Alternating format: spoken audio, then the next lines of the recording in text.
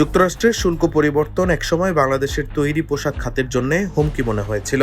সেটি এখন নতুন সম্ভাবনার দ্বার খুলে দিচ্ছে। বৈশ্বিক সরবরাহ ব্যবস্থার পরিবর্তন ও ভূ রাজনৈতিক অস্থিরতার কারণে আন্তর্জাতিক ক্রেতারা ক্রমেই বাংলাদেশকে বেছে নিচ্ছেন।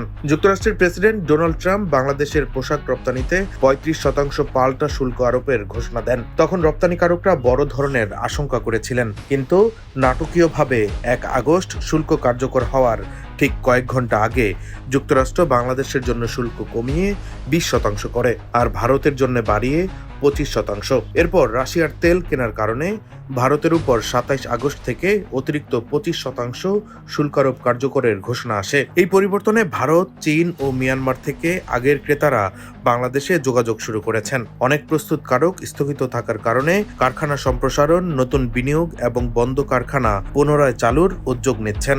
স্নোটেক্স গ্রুপের ব্যবস্থাপনা পরিচালক SM খালেদ জানান, তাদের কারখানায় আমেরিকান বায়ারদের অর্ডার বেড়েছে। এক মার্কিন ক্রেতা গত বছর ৩ লাখ ডাউন জ্যাকেট নিয়েছিলেন, এবার নিতে চাইছেন ৫ লাখ।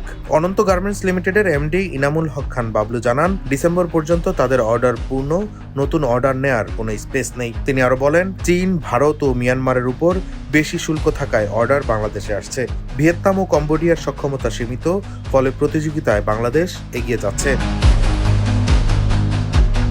বিজিএমইএ জানিয়েছে, অনেক কারখানার সক্ষমতা বাড়াচ্ছে। প্রায় ২০০ কোটি টাকার বিনিয়োগে নতুন ওয়াশিং প্লান্ট নির্মাণ শুরু হয়েছে। শুধু পোশাক খাত নয়, ব্যাকওয়ার্ড লিঙ্কেজ শিল্পের উদ্যোক্তারাও নতুন বিনিয়োগের পরিকল্পনা করছেন। বাংলাদেশ টেক্সটাইল মিলস অ্যাসোসিয়েশনের সভাপতি শওকত আজিজ রাসেল বলেন, এখন বিনিয়োগের সেরা সময়। ২০২২-২৩ সালে $৩ বিলিয়ন বিনিয়োগ পরিকল্পনা থাকলেও গ্যাস সংকট সহ নানা কারণে তা বাস্তবায়ন কম হয়। বাংলাদেশ ব্যাংকের তথ্যমতে সর্বশেষ অর্থ বছরে মূলধনী যন্ত্রপাতি আমদানির আগের বছরের তুলনায় ২৫.৪১% কমেছে। যুক্তরাষ্ট্রের শুল্ক পরিবর্তনে চীনা বিনিয়োগকারীরাও আগ্রহী হচ্ছেন। তারা নতুন বিনিয়োগের পাশাপাশি বন্ধ থাকা কারখানা কিনে বা ভাড়া নিয়ে উৎপাদন শুরু করতে চাইছেন। কিছু চীনা buying house free of charge মডেলের কাজের প্রস্তাব দিচ্ছেন, যেখানে কাঁচামাল ও খরচ বহন করবে তারা, আর কারখানা শুধু উৎপাদন করবে। ফকির ফ্যাশনস লিমিটেডের MD ফকির কামরুজ্জামান নাহিদ জানান, তাদের পর্যাপ্ত অর্ডার থাকায় এই ধরনের অফার গ্রহণ করছেন না, তবে অনেক কারখানা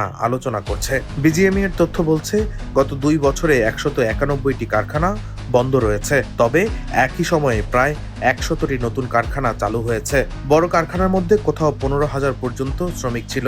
এখন অর্ডার বেড়ে যাওয়ায় এসব কারখানা পুনরায় চালুর সম্ভাবনা তৈরি হয়েছে। গাজীপুরের টঙ্গীতে বন্ধ হয়ে যাওয়া জ্যাক সোয়েটার লিমিটেড এখন পুনরায় চালুর পরিকল্পনায় আছে। প্রতিষ্ঠানটির MD জানিয়েছেন, পৈতৃক সম্পত্তি বিক্রি করে ব্যবসা ফের শুরু করতে চান।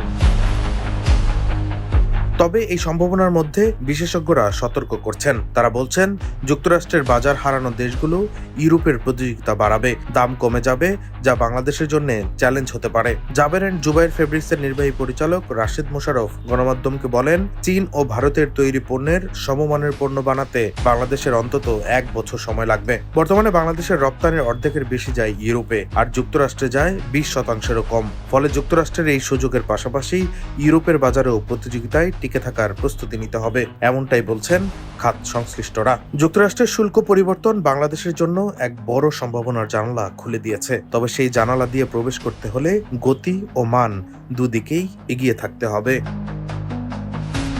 ডেস্ক রিপোর্ট, দৈনিক ডেস্টিনি।